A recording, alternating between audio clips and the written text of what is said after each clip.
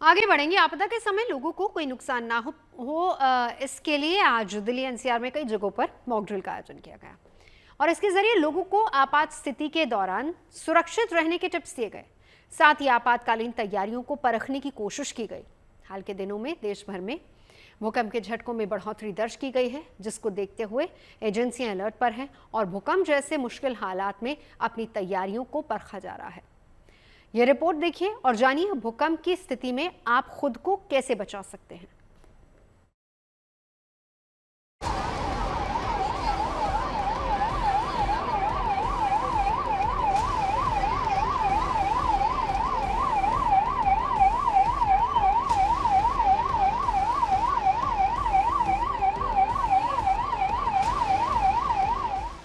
आज देश की राजधानी दिल्ली सहित नोएडा, गाजियाबाद और गुरुग्राम से कुछ ऐसी तस्वीरें आई। ये तस्वीरें मॉक ड्रिल की हैं। मॉक ड्रिल के दौरान भूकंप और औद्योगिक रासायनिक खतरे के हालात को दिखाया गया है। साथ ही ये बताया गया है कि कैसे आपात स्थिति आने पर सुरक्षित रहा जा सकता है। लोगों को इसके लिए जागरूक किया गया और बताया गया कि आपदा राहत टीमें किस तरह से काम करती हैं। इस मॉक ड्रिल में जगह जगह सैकड़ों लोग शामिल हुए। इस ड्रिल के जरिए लोगों ने समझा कि प्राकृतिक आपदा के समय किस प्रकार से हालात को संभाला जाए और कैसे राहत और बचाव के काम में तेजी लाई जाए। इस मेगा एक्सरसाइज का मकसद ये संदेश देना था कि आपदा की स्थिति में जैसे ही सायरन बजे, सभी विभाग तुरंत अलर्ट हो जाएं और राहत और बचाव का काम तुरंत शुरू कर दें। आम लोग भी इसमें सहयोग करें। मॉक ड्रिल में आपदा प्रबंधन के हर पहलू को परखा गया। कैसे वक्त पर टीमें पहुंचती हैं, कैसे लोगों को सुरक्षित बाहर निकाला जाता है और कैसे लोगों को बचाने की रफ्तार को बढ़ाया जाता है। अब आपको बता दें भूकंप के दौरान आप कैसे सुरक्षित रह सकते हैं। भूकंप के दौरान अगर आप घर के अंदर हैं तो तुरंत किसी मजबूत मेज या फिर फर्नीचर के नीचे छिप जाएं। अपने सर और गर्दन को हाथों से ढक लें। जब तक भूकंप बंद न हो जाए तब तक वहीं रहें। घर से बाहर निकलने की कोशिश न करें। भूकंप के दौरान अगर आप घर के बाहर हैं तो इन बातों का जरूर ख्याल रखें। इमारतों, पेड़ों और बिजली की तारों से दूर खुली जगह पर चले जाएं। जमीन पर लेट जाएं और अपने सर और गर्दन को ढक लें। जब तक भूकंप बंद न हो जाए तब तक वहीं रहें। भूकंप के दौरान अगर आप गाड़ी में हैं तो क्या करें, जानिए। गाड़ी को सड़क के किनारे रोकें और पार्किंग ब्रेक लगाएं। भूकंप के दौरान गाड़ी के अंदर ही रहें। भूकंप के दौरान पुल और फ्लाईओवर पर जाने से बचें। भूकंप जैसी आपदा की स्थिति में शांत रहें और दूसरों को शांत रहने के लिए प्रेरित करें। भूकंप के बाद क्षतिग्रस्त इमारतों और बिजली के तारों से दूर रहें। दिल्ली एनसीआर में की गई इस तरह की मॉक ड्रिल सरकारी मशीनरी को अलर्ट पर रखने के साथ साथ तमाम लोगों को भी आपदा के वक्त समझदारी से काम लेने की सीख देती है। इस ड्रिल में प्रशासन के अधिकारियों के साथ ही NDRF, SDRF, police, fire brigade, NCC और स्वास्थ्य विभाग की टीमें शामिल हुई। दिल्ली में भूकंप जैसे हालात में राहत और बचाव की तैयारियों को परखने के लिए मेगा मॉक ड्रिल की गई। इसके लिए 6.8 तीव्रता के भूकंप की सिचुएशन दी गई। इस हालात से निपटने के लिए तमाम एजेंसियों को सुबह रामलीला मैदान में इकट्ठा किया गया। दिल्ली के स्कूल भी इस मॉक ड्रिल में हिस्सा बने। ईस्ट ऑफ कैलाश में टैगोर इंटरनेशनल स्कूल में भूकंप जैसी स्थिति से निपटने को लेकर मॉक ड्रिल की गई। भूकंप के बाद बिल्डिंग ढहने से कैसे घायलों को बाहर निकाला जाएगा, इसकी तैयारी भी की गई। इसके तहत स्कूली बच्चों को सुरक्षित बाहर निकाला गया। देखिए स्कूल में पूरा जो है मॉक ड्रिल किया जा रहा है, उसकी तस्वीरें हम आपको दिखा रहे हैं। देख सकते हैं यहाँ पर जो टीम है, उस तमाम टीमें यहाँ पर मौजूद हैं। मैम है स्कूल से भी, हम इनसे बात करते हैं। मैम, आप लोग स्कूल से हैं और यहाँ पे है, किस तरीके से आप लोग तैयारी कर रहे हैं? नहीं, हमने पूरी तैयारी रखी थी इसकी और जितना इंस्ट्रक्शंस हमें दिया गया सब फॉलो हुआ है। उसके अलावा भी हम रेगुलरली ये ड्रिल करते रहते हैं, तो हमारे बच्चे पूरे तरह से तैयार है कि जब अगर कभी भी कोई डिजास्टर होता है तो उन्हें क्या करना है, कैसे करना है, उनको पूरी तैयारी है, उनको पूरा पता है। बच्चों को ये संदेश है कि जब भी कोई भी डिजास्टर हो तो पैनिक नहीं करना है, उल्टा जो भी प्रिपेयर्डनेस हमने बताई हुई है, ड्रिल बताई है, वो फॉलो करना है। क्योंकि कभी भी कोई भी जब डिजास्टर होता है तो नुकसान डिजास्टर से नहीं, उसके रिस्पॉन्स जैसा हम देते हैं उसके कारण होता है। तो सारे बच्चों को ये हम बताते हैं कि कैसे आप लोगों को रिस्पॉन्ड करना है। अर्थक्वेक है तो they have to drop, duck and cover, and in case अगर डैमेज होता है तो that floor has to come down by covering their head with their bags. तो वो सारी हम इंस्ट्रक्शन दी हुई है बच्चों को और वैसे ही हम करवाते हैं। दिल्ली के सभी 11 जिलों में 55 जगहों पर ये मॉक ड्रिल की गई। इसके तहत बहुमंजिला इमारतें, स्कूल, सरकारी दफ्तर और अस्पतालों में आपातकालीन स्थिति में बचाव का अभियान भी चलाया गया। राम मनोहर लोहिया अस्पताल में फायर डिपार्टमेंट ने आपदा से प्रभावित लोगों को जल्द से जल्द बाहर निकालने में अपनी कुशलता का प्रदर्शन किया। मल्टीपल एजेंसीज के द्वारा अगर भूकंप जैसी स्थिति हो उसमें क्या किया जाना चाहिए, ये सारे चीज को समझने के लिए आरएमएल जैसे अस्पतालों में ये मॉक ड्रिल्स किए जा रहे हैं। कुल 55 ऐसे जगह है राजधानी दिल्ली में जहां आज ये मॉक ड्रिल हो रहा है और आप देख सकते हैं कि इस मॉक ड्रिल के तहत ये समझा जाएगा कि रिएक्शन टाइम हमारे जितने भी एजेंसीज हैं उनमें कितना ज्यादा है। दिल्ली में 6.8 रिक्टर स्केल में भूकंप आया है, ये कॉल है और आप देख सकते हैं कि दिल्ली फायर सर्विसेज की टीम जल्द से जल्द राहत में लग चुकी है। साथ ही साथ सिविल डिफेंस है, साथ ही साथ अस्पताल के तमाम डॉक्टर्स है, वो कर्मचारी है जो इन लोगों को ऐसी स्थिति में कैसे निकालेंगे वो सारी प्रक्रिया कर रहे हैं। आप देख सकते हैं जितने भी लोग इस बिल्डिंग में हर्ट है उन सबको जल्द से जल्द दिल्ली फायर सर्विसेज, क्योंकि फर्स्ट रिस्पोंडेंट हमेशा दिल्ली फायर सर्विस से होते हैं, ये वो लोग हैं जो अंदर जाके लोगों को निकालेंगे। चलिए आगे बढ़ते हैं। माता टूट प्रेम और स्नेह के प्रतीक राखियों की रक्षाबंधन में 10 दिन से भी कम का वक्त बचा है और इस खास मौके के लिए बाजारों में रौनक नजर आने लगी है। बहनें अपने भाइयों के लिए खास और ट्रेंडिंग राखियां तलाश रही हैं। मार्केट में एक से बढ़कर एक खूबसूरत और बजट फ्रेंडली राखियां मिल रही हैं। और इसी बीच उत्तर प्रदेश के मथुरा जेल में बंद महिला कैदी सूखे फूल और बीज से भी राखियां तैयार कर रही हैं ताकि रक्षाबंधन के मौके पर समाज को पर्यावरण संरक्षण का संदेश भी दिया जा सके। रक्षाबंधन पर मथुरा जेल की इस अनूठी पहल को आत्मनिर्भरता के संदेश से भी जोड़कर देखा जा रहा है।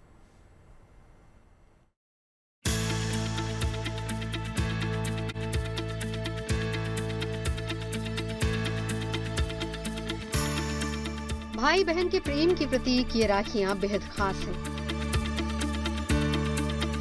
रक्षाबंधन के मौके पर स्नेह और एक दूसरे के प्रति समर्पण के उत्सव से जुड़ी ये राखियां सूखे फूल, बीज, रंगीन धागे और चमकते मोतियों से बनाई गई हैं। अटूट स्नेह, समर्पण और रक्षा के संकल्प से जुड़ी इस राखी को बनाने वाली महिलाओं की पहचान भी बेहद खास है। कामकाजी या घरेलू महिलाओं के इतर ये महिला कैदी जो मथुरा की जिला कारागार यानी कि जेल में बंद हैं, अपराध की सजा काट रही हैं। रक्षाबंधन के त्योहार में 8 दिन से भी कम का वक्त बचा है। इस बीच महिला कैदी भाई बहन के अटूट प्रेम से जुड़े उत्सव को खास बनाने की तैयारी कर रही हैं। महिला कैदियों की तरफ से बीज से बनाई जा रही राखियों का मकसद भी बेहद खास है। 9 अगस्त को रक्षाबंधन के मौके पर अपनी बहनों से ये खास राखी बंधवाने वाले भाई त्योहार के समापन के बाद उनमें लगे बीज को बो पाएंगे, जो समय के साथ एक हरे भरे पौधे का रूप ले लेगा, जिससे पर्यावरण संरक्षण में एक बड़ा योगदान भी हो पाएगा। इको फ्रेंडली राखी बनाई जा रही है, तो इस बार एक नया प्रयास किया गया है जिसमें कि राखी में विभिन्न प्रकार के बीजों का इस्तेमाल किया गया है। तो यदि आप राखी को इस्तेमाल करते हैं तो उसके बाद उसे पौधे में रखेंगे तो उसमें फल सब्जियां ये भी पैदा हो सकती हैं। तो महिला बंदियों द्वारा एक एनवायरनमेंट फ्रेंडली रहने का एक मैसेज दिया गया है और हम उम्मीद करते हैं कि आम जनता द्वारा ये जो नई पहल है ये पसंद की जाएगी और बंदियों का उत्साहवर्धन किया जाएगा। अपने आप में बेहद खास ये राखियां महिला कैदियों की रचनात्मक शक्ति और आत्मबल का प्रतीक भी बन रही हैं। कारावास के दौरान महिला कैदियों में सकारात्मक बदलाव लाने की कोशिश खजानी वेलफेयर सोसाइटी के नाम की एक संस्था की तरफ से की जा रही है, जो अलग अलग सामग्री का इस्तेमाल कर राखी बनाने का प्रशिक्षण दे रही है। मथुरा शहर में अलग अलग जगह पर महिला बंदियों की तरफ से बनाई गई राखियों के स्टॉल्स लगाए जाने की योजना है, जहां उचित कीमत पर इनकी बिक्री हो सके। जो राखियां तैयार हो रही हैं इसकी स्टॉल लगाई जा रही है शहर के विभिन्न हिस्सों में। पहले तो मुलाकात घर के बाहर एक स्टॉल लगाई जाएगी। इसके अतिरिक्त शहर के भीड़ भाड़ वाले हिस्सों में जहां पर कि आम जनता तक ये राखियां पहुंच सके वहां पर एक स्टॉल लगाई जाएगी। इसका जो भी प्रॉफिट जो भी होता है वो सारा ही महिला बंदियों में डिस्ट्रीब्यूट कर दिया जाएगा। और इसमें जो है लागत के अलावा जो है इसका कॉस्ट भी जो है मिनिमल ही रखा जाएगा। इसमें जो है राखी बनाने का जो कार्यक्रम जो है अभी प्रशिक्षण दिया गया है, इसका ऑब्जेक्टिव मेनली ये है कि कारागार में हो रहे पॉजिटिव कामों को आम जनता के बीच में लाया जा सके। इसके अतिरिक्त एक नई टेक्निक भी जो है सिखाई गई है महिला बंदियों को, ताकि कारागार से जब वो रिहा हो तो वो उस टेक्निक को यूज़ करके अपनी आजीविका का साधन भी बना सके। हर दिन 20 महिला कैदियों का ये ग्रुप 6 घंटे मेहनत कर 200 से ज्यादा राखियां तैयार कर रहा है। इस पूरी कवायद में उनमें आत्मनिर्भर बनने की इच्छा भी प्रबल होती जा रही है। जेल से रिहा होने के बाद समाज में सम्मानजनक तरीके से जीवन यापन का कौशल जो तैयार हो रहा है। मथुरा से मदन गोपाल शर्मा के साथ bureau report, good news today.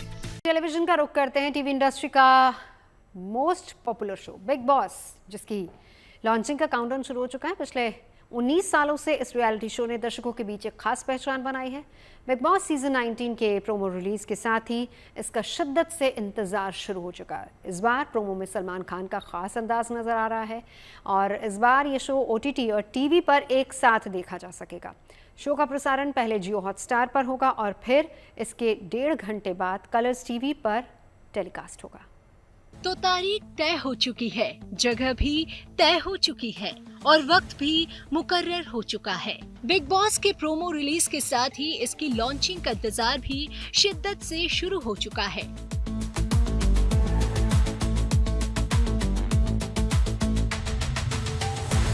Salman Khan ने अपने इंस्टा अकाउंट पर प्रोमो वीडियो शेयर किया है।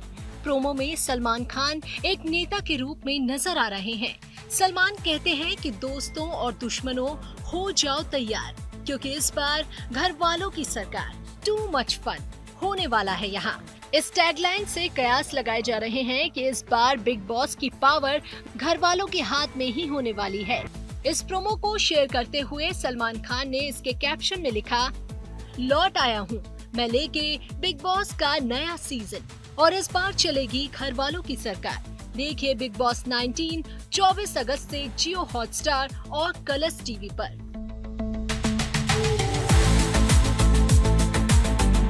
बिग बॉस प्रोमो के आने के साथ ही अब इसके होस्ट को लेकर कोई संशय नहीं रह गया है। अटकलों पर विराम लगते हुए हमेशा की तरह एक बार फिर सलमान खान बिग बॉस की कमान संभालते नजर आएंगे। रिपोर्ट्स के मुताबिक शुरुआती 3 महीनों के बाद मेजबानी की जिम्मेदारी किसी और को सौंपी जा सकती है।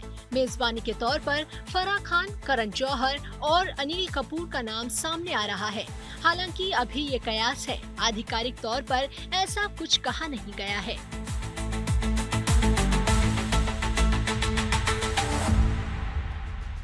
इस बार का बिग बॉस कई मायनों में खास होगा।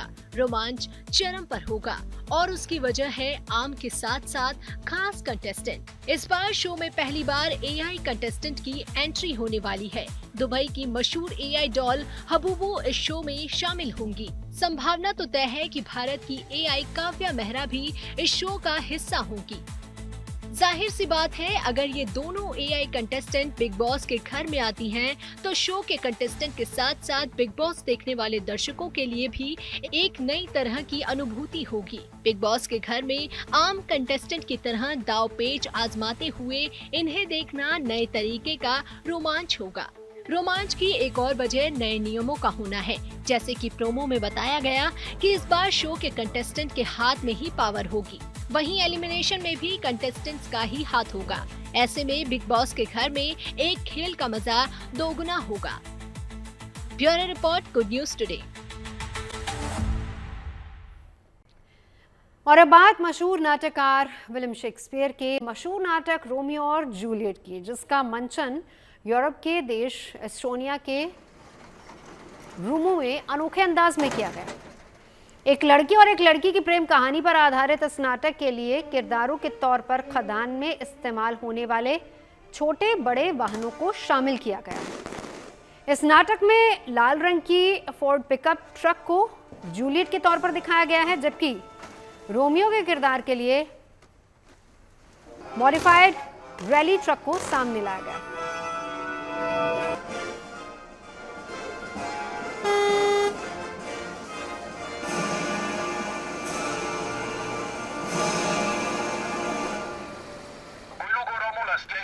रोमियो से ताल्लुक रखने वाले मॉन्टेग्यू परिवार और जूलियट के कैपुलेट परिवार से जुड़े किरदारों को दर्शाने के लिए 16 एक्सकवेटर्स, डोजर, लोडर, क्रेन, रिपर जैसे भारी भरकम मशीनों का इस्तेमाल किया गया।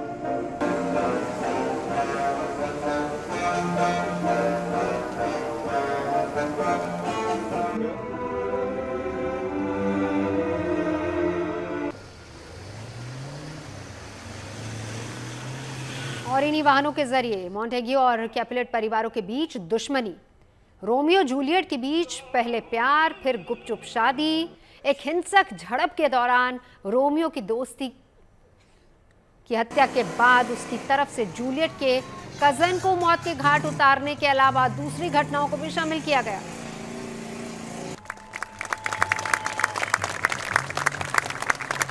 इस अनोखे नाटक के दौरान किरदारों के तौर पर खदान में इस्तेमाल होने वाली भारी भरकम मशीनों और गाड़ियों के बीच तालमेल देख वहां मौजूद दर्शक मुस्कुराने लगे, तालियां बजाने लगे।